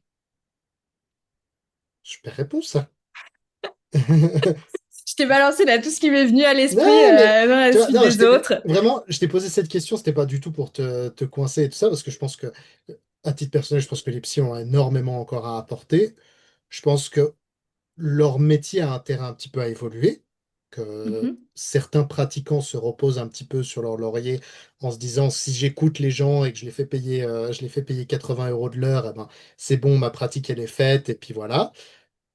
Ça, en l'occurrence, je pense que l'IA, elle va être meilleure à ça assez vite qu'un psy qui t'écoute pas et puis qui est juste là pour encaisser tes 80 euros. Mm. Ça fait rire, mais la réalité, c'est que ça existe. Ça On va pas se existe, c'est vrai. mentir. Je suis Et, d'accord, ça existe. et pour beaucoup de gens qui ont un budget serré, je peux comprendre que quand ils ont eu ce genre d'expérience et que ça leur a coûté 80 euros, l'IA, c'est quand même peut-être plus intéressant Oui, il y a pour aussi ce cet genre de choses. aspect-là que c'est gratuit, enfin, ou même si c'est la version payante, c'est moins cher que si tu vas Voilà. 2 fois par mois ou une fois par semaine chez le psy, on est bien d'accord. Il y a aussi l'aspect financier. Et pour certaines personnes qui n'auraient pas les moyens, disons, d'avoir un psy ou autre professionnel, ça peut être une aide quand même, même si ça apporte pas, je pense, les mêmes choses et que pour moi, personnellement, je pense qu'actuellement, vraiment, l'intelligence artificielle, c'est le niveau, je vais dire le niveau 1. Je sais pas pourquoi je suis en train de réfléchir en niveau, Non, mais je comprends. mais une base de, ouais, niveau 1 de l'accompagnement. D'avoir une personne qui valide tes ressentis, qui t'écoute, qui te prend en compte, où tu as un espace où c'est que pour toi, parce Ouais, que c'est un espace que pour toi, tu parles de toi, euh, mais ça suffit pas. Vraiment, je pense que ça suffit pas. ouais. Peut-être que pour certaines personnes, c'est ce qu'ils recherchent et ça leur suffit en Je fonction pense des même que ça va être problématiques. aidant pour la majorité des gens, pour faire Oui, une ça va être première étape. aidant. Oui, mais c'est pour ça que je reviens à ce que j'ai dit tout à l'heure. Ça dépend qu'est-ce que tu attends, qu'est-ce que tu Ouais, veux pour toi dans ta vie et qu'est-ce que tu attends aussi totalement. d'un psy. Totalement. Et je pense qu'effectivement, il y a aussi une vraie incompréhension de ce que c'est une thérapie et de ce que c'est évoluer. Mm. Pour beaucoup de gens, et ça je le remarque avec la méditation, c'est pareil, hein, je le remarque, c'est cet aspect de comme je veux aller mieux, je dois me sentir mieux. Mm. Donc, si je vais chez le psy et que je me sens mal, j'arrête. Parce qu'en fait, ça a pas matché mon attente qui est, si je vais chez le psy, c'est pour me sentir mieux. Oui, c'est pour te sentir mieux sur le long terme, c'est pas forcément pour te sentir mieux instantanément. Et parfois, pour se sentir mieux sur le long Oui. terme, ça va demander des sessions désagréables. Mm, Parce mm, que, mm. voilà, des fois, tu vas finir en larmes, tu vas finir en machin. Méditation, c'est pareil. Beaucoup de sessions vont être désagréables. Parfois, ça sera génial. Parfois, ça ne le sera pas. Mais sur le long terme, ça va apporter. Et c'est clair que si tu t'attends à te sentir bien quand tu vas faire quelque chose qui pour évoluer, c'est comme si tu vas chez le médecin pour soigner une plaie et que tu t'attends à ce que tu te sentes tout de suite mieux. Non, ça va faire mal, on va devoir te la nettoyer, la plaie, on va devoir faire des interventions, une chirurgie, j'en sais rien, tu vois. Donc ça va être désagréable le Mm. processus de soin. Mais chez le médecin, on l'accepte parce qu'on a compris qu'il fallait faire, que ça allait faire mal. Chez le psy et ce genre de choses, on a peut-être un peu moins fait le lien que ça allait se passer comme ça. Et ça peut justement être une différence entre l'attente et la réalité de ce qu'est une thérapie, ou de ce qu'est une pratique méditative, ou de ce qu'est, quel que soit un coaching, ou peu importe, dès que Mm. tu vas avancer vers un but, vers quelque chose qui est plus loin, ça passe par des étapes qui peuvent être désagréables. Chose que l'IA, elle va essayer de te faire sentir tout de suite bien. Elle va s'arrêter à la première étape, comme tu disais, c'est-à-dire genre, je suis à l'écoute. Chose qui est utilisée par la majorité des psys, hein, je veux dire, répéter la dernière phrase pour pouvoir montrer que tu écoutes, etc. On donne des petites astuces de... Mirroring. Voilà. Mais ça peut paraître bizarre, ça peut paraître... Non, c'est juste que tu montres que tu écoutes, la Mhm. personne, elle se sent ensuite en confiance, ça crée une relation, elle se dit, OK, j'ai raconté ça, elle n'était pas en train de penser à son midi de demain, elle a écouté ce que j'ai dit, elle est capable de me le répéter, c'est agréable. C'est quand même important quand tu es un professionnel de santé de savoir écouter. Donc, ça, l'IA, elle sait très bien le faire. Mais après, j'ai beaucoup aimé ce que tu as dit sur l'aspect d'exemple. C'est-à-dire que c'est pour ça que je trouve très bien, moi, au contraire, ce que tu dis de certains psys qui partagent pas leur passé, leurs expériences, etc. À titre personnel, ça me plaît pas en tant que patient, tu vois ce que je veux dire? Je préférerais aller voir un psy qui a un peu de vécu, qui va de temps en temps le partager, qui va être un peu plus open. Ça, c'est mon avis personnel parce que j'aime, je trouve intéressant de se dire, OK, je veux aller là et je vois quelqu'un qui a déjà fait un pas dans ce sens-là. Ça, à titre personnel, ça, j'ai plus confiance. Je sais pas comment Mm. dire, mais je me Ouais, je dis, voilà, comprends. s'il est passé par ça et qu'il a réussi à faire quelque chose, pas besoin qu'il soit parfait, mais voilà, il a compris des trucs que j'ai pas compris. Je me dis qu'il y a peut-être plus de chances qu'il puisse m'expliquer comment faire, tu vois, et que je puisse aller dans cette direction-là. Chose qu'avec effectivement l'IA, il n'y a pas ce côté-là, parce qu'elle n'a pas de challenge, l'IA. Mm. Elle sait pas ce que c'est un deuil, elle sait pas ce que c'est un trauma, elle sait pas ce que c'est ce genre de choses, elle sait pas l'illogisme que ça peut être dans ta tête, en fait. Et donc, d'avoir quelqu'un qui comprend ça et qui a réussi à le dépasser et tout, je trouve que c'est quelque chose qui est extrêmement intéressant et ça, je le retrouverai pas honnêtement chez une IA aujourd'hui. Mm. Il y a pas ce côté-là parce que ben, tu l'as pas fait, quoi. T'es gentil, ChatGPT, mais ça tu l'as jamais fait, non? Donc, est-ce que tu me dis que ça va, c'est possible et que Mm. qu'on peut y arriver? J'y crois pas. J'ai besoin de le voir. Mm. Tu vois ce que je veux dire?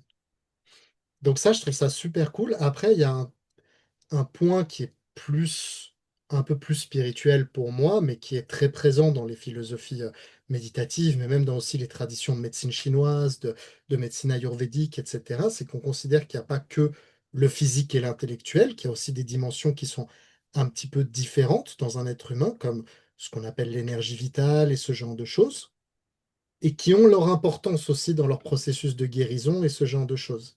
Et ils pensent que quand tu t'assois, par exemple, avec un médecin en médecine chinoise, il y a une partie qui se fait par l'acte physique, sur le corps physique, et une partie qui se fait par la parole, par l'intellect, la compréhension, mais qu'il y a aussi une partie qui se fait sur ce corps plus énergétique, des échanges énergétiques, des choses qui se soignent sur ce côté-là. Que la présence Ouais. humaine avec son énergie aura un impact sur la tienne.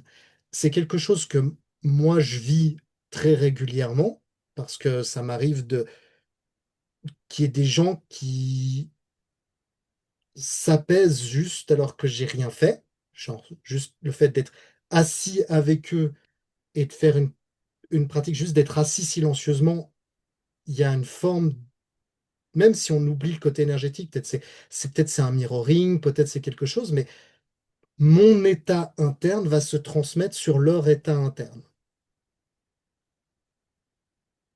Voilà. Après, on peut l'expliquer de différentes manières, mais ça, c'est quelque chose qui demande que deux êtres humains s'asseyent ensemble. Et il y a d'autres choses, à mon avis, qui se transmettent au-delà de juste parler, et je pense que ça se fait même si c'est pas présent dans les traditions psychologiques, on prend ce côté-là, on l'enlève. Pour moi, il y a une énorme différence entre certains praticiens qui ont une présence et il y a des choses, même s'ils n'en ont Mm. pas forcément conscience, qui se fait juste en étant en leur présence.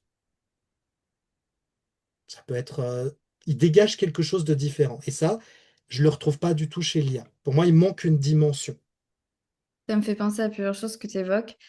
Il y a la dimension, et je pense aussi parce que on m'a fait des remarques ça, pendant les sessions, la dimension de la personne, elle parle, et sans que je dise quelque chose, tu vois, je vais réagir Mhm. corporellement, tu vois, je vais avoir, comment on appelle ça, des body language, le langage du corps, tu vois, Ouais, sur le visage. Et en fait, je me rends compte, et les personnes me le disent, que ma réaction contribue, ma réaction corporelle va contribuer à ce que la personne évoque et à sa propre perception. En fonction d'aussi ouais, comment je vais réagir, ça peut jouer aussi sur sa propre perception. Donc, il y a cette dimension-là physique. Ça peut être aussi dans la voix. Hein, tu sais, parfois, tu vas au petit changer de voix. Ça joue sur le cheminement de la personne et sur son rétablissement. Que ça, tu ne retrouves pas du coup dans l'intelligence artificielle. Autre élément auquel j'ai pensé, c'est quand on travaille sur l'aspect corporel. Et c'est ce que tu disais, enfin, je ne sais pas si c'est ça que tu voulais dire, mais qu'on n'a pas trop ça, alors un peu plus maintenant dans une tradition pas philosophique, alors psychologique. là, je parlais dans la dimension plutôt énergétique, qui n'est Ok, pas présente dans les traditions occidentales, qui est ok. présente dans les traditions orientales, dans la manière dont sont fait, dont sont fait ces médecines-là, en fait. C'est juste différent. Il y a une dimension que l'on n'a pas en Occident. En Occident, on pense au mental, au corps, et on s'arrête à soigner ces deux-là. En Ok. Orient, on soigne aussi le corps énergétique, le plan énergétique. Après, c'est pas quelque chose qui est présent en Occident, c'est même Non. quelque chose qui sera plutôt réfuté en Occident que Oui, pris en compte. Pas oui, par oui. tous, mais on va dire dans les conventions, etc., dans les manuels, etc., c'est pas une dimension qui va être présente.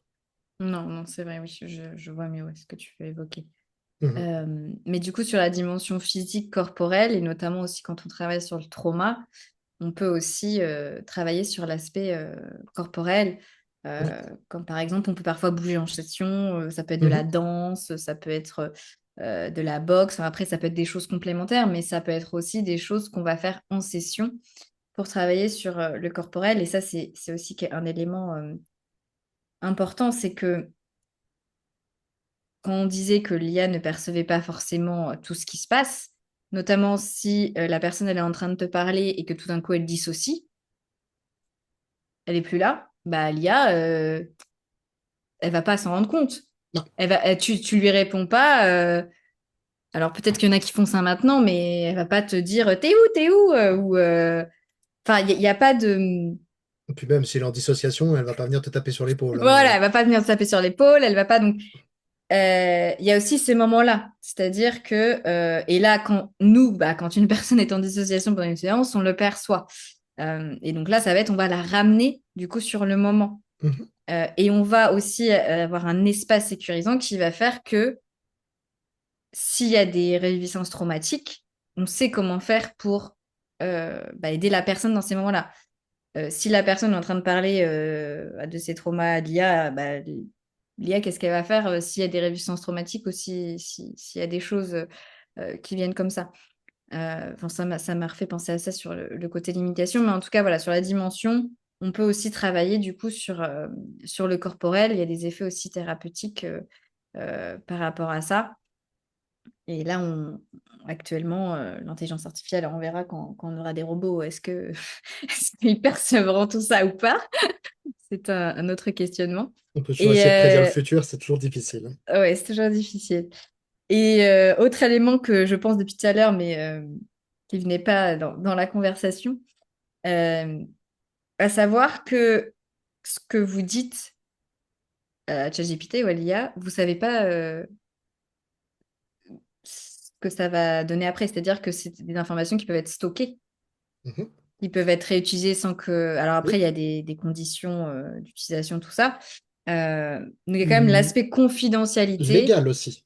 légale, ouais. Parce que ça, c'est un truc qu'il faut bien que vous reteniez, c'est qu'il n'y a pas de protection Mm, de secret médical, de secret, il y a rien. Si la police, peu importe, problèmes légaux ou quoi que ce soit, demande à OpenAI de fournir les données, ils sont légalement obligés de le mm, faire. Il n'y a pas de secret médical, il n'y a pas ce genre de choses. Ça, c'est un petit truc, tu as bien fait d'en parler. Au-delà même des données, il y a pas, vos données ne sont pas protégées. Même ouais. Sam Altman, donc le CEO de OpenAI, l'a dit très clairement, si on nous demande, on est obligé de les donner.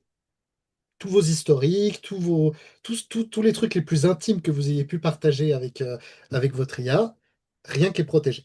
Ça, c'est un fait. Et c'est quand même pas négligeable si vous l'utilisez comme confident ou si vous dites des choses intimes, personnelles sur vous, de savoir que bah, ça peut ressortir. Voilà, il n'y a pas de confidentialité. Alors j'entends que ça peut être plus rassurant, surtout si on a des problématiques de faire confiance aux gens, tout ça, de se Mhm. dire je vais me confier à une machine plutôt que d'aller voir un psy ou d'aller Ouais, voir un coach ou un professionnel parce que c'est une démarche pas forcément évidente, surtout vu comment c'est connoté. Si tu vas voir un psy, c'est que t'es fou, alors que si tu dis non, je parle avec ChatGPT, ça passe mieux. Euh, c'est clair. T'as même pas besoin de le dire, tu vois. Voilà, voilà, c'est bon. Sauf que il peut y avoir des conséquences derrière. Voilà, c'est des données que vous donnez, vous les donnez et vous savez pas comment Mhm. ça va être réalisé. Alors que le psychologue, le coach, il y a une confidentialité derrière Il qui y est a une charte de censée, voilà, il y a une déontologie, charte de etc. déontologie, de l'éthique, tout ça qui fait que ce que vous dites en session reste en session. Exactement.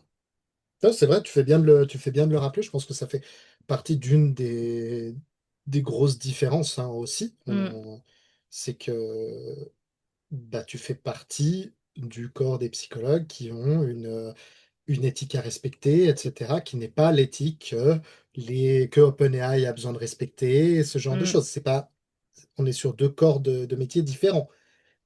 Et ça peut peut-être aussi être intéressant à comprendre et à dire. Ça, je n'y avais pas forcément pensé, mais je pense que, ouais, Ouais, mais je pense très qu'on bon n'y point. pense pas forcément, et même les personnes, en plus, si tu es en détresse, voilà, tu vas commencer à... Et tu sais, au fil de la conversation, tu peux commencer à dire des trucs que tu pensais même pas que tu aurais dit, mais parce que tu es dans le flow. Euh, mais c'est pas vraiment privé, même si c'est dans votre compte et tout. Voilà, donc à quand même prendre en compte pour votre propre protection aussi et sécurité. Ouais, c'est une très bonne chose de l'avoir amené. Mais ouais, c'est intéressant, hein, vraiment, et je pense que ce qui est important, c'est que là, on parle de ce qui existe aujourd'hui. On ne sait pas à quel point l'IA va être performant. Peut-être qu'on a atteint un plafond et puis que ça va pas évoluer beaucoup plus que ça. Peut-être que ça va nous dépasser complètement. Aucune idée. En vrai, moi, je me prononce pas à titre personnel. Il y a plein de théories, plein de gens qui pensent tout savoir sur tout. C'est nouveau, hein. On verra bien. On fait Mm. avec ce qui vient quand ça vient. Mais en tout cas, c'est intéressant de voir que ça vient répondre quand même à une demande. On Ouais. parlait justement dans le podcast sur la solitude, que les gens sont on est beaucoup à être de plus en plus seul, à avoir de la difficulté à interagir avec les autres. On nous enseigne moins aussi l'interaction sociale, comment interagir avec les autres, comment communiquer correctement, etc. Et que ces choses-là, ben, apportent à la fois un soulagement parce qu'on a moins besoin de faire cet effort, mais en même temps nous garde dans cette incapacité à connecter, à créer des relations qui demandent du travail. Et on a aussi parlé dans le podcast sur les amis, sur l'amitié, Mm. si vous voulez écouter cet épisode, qu'avoir des amis, bah, ça demande des efforts, ça demande de faire des pas vers l'autre, que ça demande de faire des compromis. Les relations amoureuses, on a aussi un épisode sur Mhm. le couple. Et en vrai, c'est à chaque fois ce qu'on en dit dans ces épisodes, c'est que c'est pas si simple, tu vois. Tu dois faire beaucoup de compromis, que ça s'apprend, que c'est des compétences qui se développent. Et pour développer des compétences, il faut aller dans le monde réel et échouer, faire des erreurs, se tromper, se sentir mal, se sentir coupable de ne pas avoir fait le bon truc, et puis ensuite tu fais mieux la prochaine fois. C'est tout un processus, c'est un chemin, et le raccourci de ChatGPT va peut-être empêcher de faire une partie de ce cheminement-là. Et donc potentiellement, ben, vous allez peut-être moins évoluer, vous allez moins gagner en liberté, vous allez moins gagner en compétences sociales, etc. Parce qu'il faut savoir quand même que les compétences sociales, c'est aussi peut-être des opportunités pour votre vie. Mhm. Ça peut vous ouvrir des possibilités d'avoir un meilleur travail, Ouais. d'avoir une meilleure vie, d'avoir une meilleure situation amoureuse, amicale, professionnelle, etc. C'est en échangeant avec d'autres êtres humains qu'on peut changer sa vie aussi. Et je parle là même de circonstances extérieures, hein. Un travail, c'est pas en parlant juste avec ChatGPT que tu vas trouver du travail. Ça va te Mm, mm, demander mm, de mm. faire des efforts de réseautage, etc., avec des gens que tu aimes plus ou moins, etc. Donc, avoir ces compétences, c'est aussi avoir une meilleure vie factuellement. Et je pense que ça vaut le coup de, de, de les apprendre. Si on, voilà, dans ce podcast, on essaie de s'améliorer un petit peu, de vivre Tout à fait. plus heureux, de manière plus fluide, plus. Donc, Mm. ça, c'est aussi un des points que je pense qui est important à mettre en lumière. Oui, puis je pense d'accepter aussi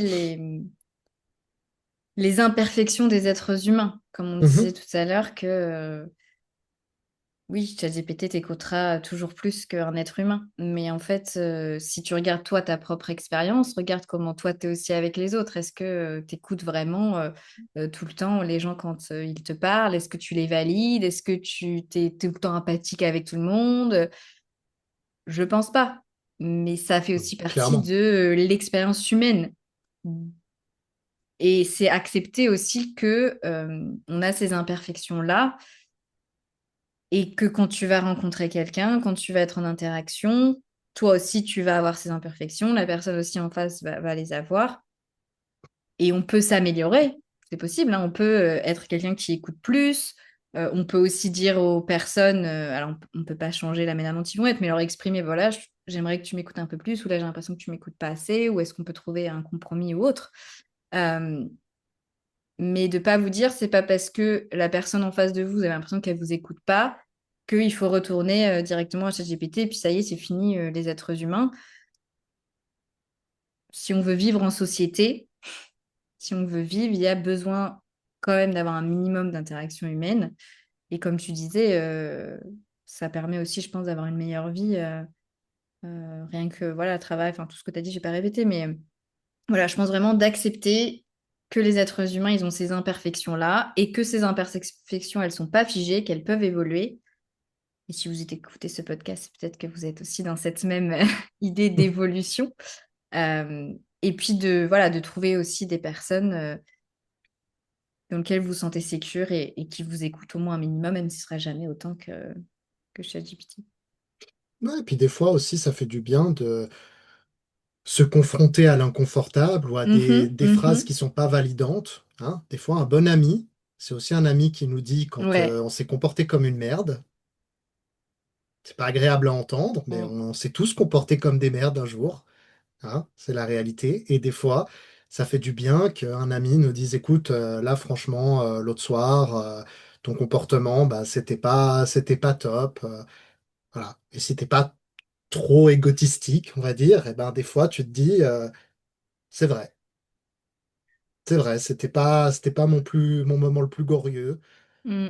Je vois que c'est une tendance que j'ai, que bon bah je vais essayer de faire un petit effort, je vais travailler dessus, et tu t'améliores, tu deviens peut-être un meilleur ami pour ces gens aussi, parce que voilà, c'est aussi une réalité, c'est pas la faute tout le temps des autres. Oui, ça va dans les deux sens.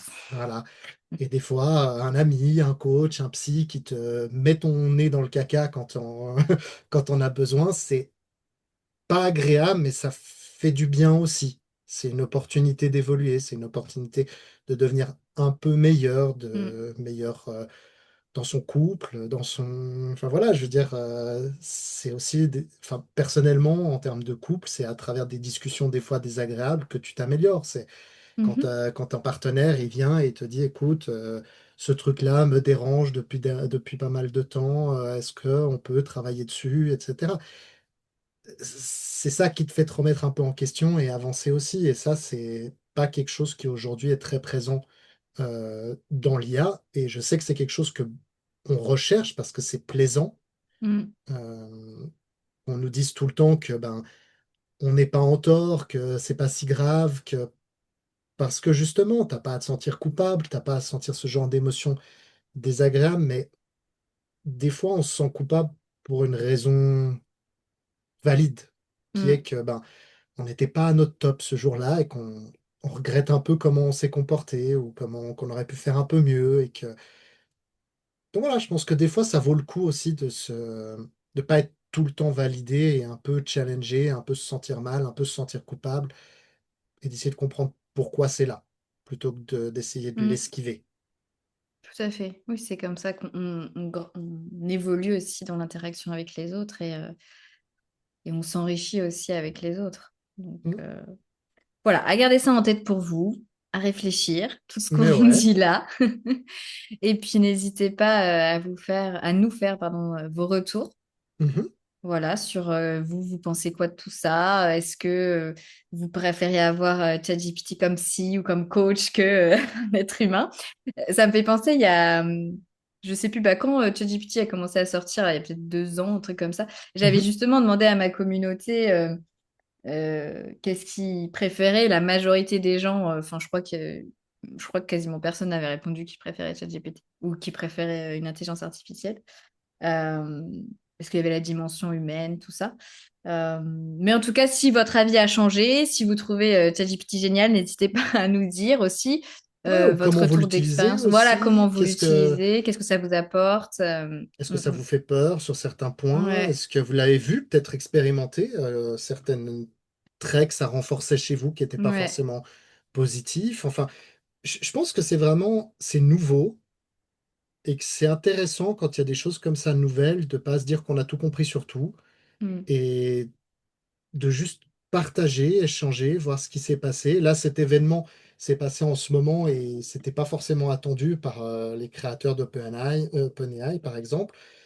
Et ils ont dû revenir un peu en arrière en rendant le modèle un peu plus sympathique, de faire un peu deux, trois ajustements parce qu'ils ne s'attendaient pas à ce que autant de gens l'aient utilisé comme mm, ça. C'est une réalité. Je pense qu'il n'y a pas à en avoir honte. C'est quelque chose de nouveau et chacun l'utilise comme il en a besoin. Et comme tout outil, Internet, les smartphones, voilà, hein, le dernier, avant l'IA, c'était lui qui commençait à avoir plein de dérives, il continue toujours, hein, mais ce que je veux dire, c'est qu'il nous a amélioré la vie sur plein de points, mais mm, aussi pourri la vie sur plein d'autres. Et en comprenant comment ça marche, en comprenant comment s'en protéger, en comprenant quels en sont les aboutissements, comment l'utiliser de manière efficace, etc., ben, on s'en protège aussi de plus en plus et on essaye d'en faire une utilisation consciente. Et je pense que pour l'IA, c'est pareil. C'est que la question, c'est comment on l'utilise. Posez-vous vraiment la question, est-ce que ça vous fait du bien? Est-ce que certaines choses sont à garder, d'autres à éviter? C'est pas parce qu'il y a la possibilité de le faire que c'est mm. forcément une bonne chose. Euh, voilà. En appeler toujours à sa réflexion, à sa conscience personnelle. Et puis voilà. Eh ben, écoute, je pense qu'on va pouvoir s'arrêter là, Bah hein? ouais. À moins que tu avais d'autres choses à évoquer, Yannick, mais là, je pense qu'on est pas mal là pour aujourd'hui. Ouais, on a fait un bon Ouais, c'était podcast. un bel épisode là. Un bel épisode. Et ben écoutez, on se dit dans 2 semaines, puisqu'on a enfin, Exactement. 2 épisodes par mois, un épisode toutes les 2 semaines. Voilà, les Et dimanches, ça sort. voilà, les dimanches. Et si vous avez un sujet que vous voulez qu'on évoque, vous pouvez nous dire aussi par commentaire, par message. On met à chaque fois les liens dans la description. Et puis sur ce, je vais vous souhaiter une Très bonne belle. journée, Ouais. soirée, semaine. Et puis à toi aussi, Et Annick. ben à toi aussi, Laure, et bonsoir à tout le monde. Bonne soirée, bonjour, machin, tout ce que vous voulez. Voilà, tout ce que tu voulais. Voilà, allez, vous prenez.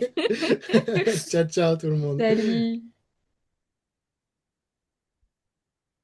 Attends, j'ai plus le bouton arrêter. Ah, oui, il est en haut.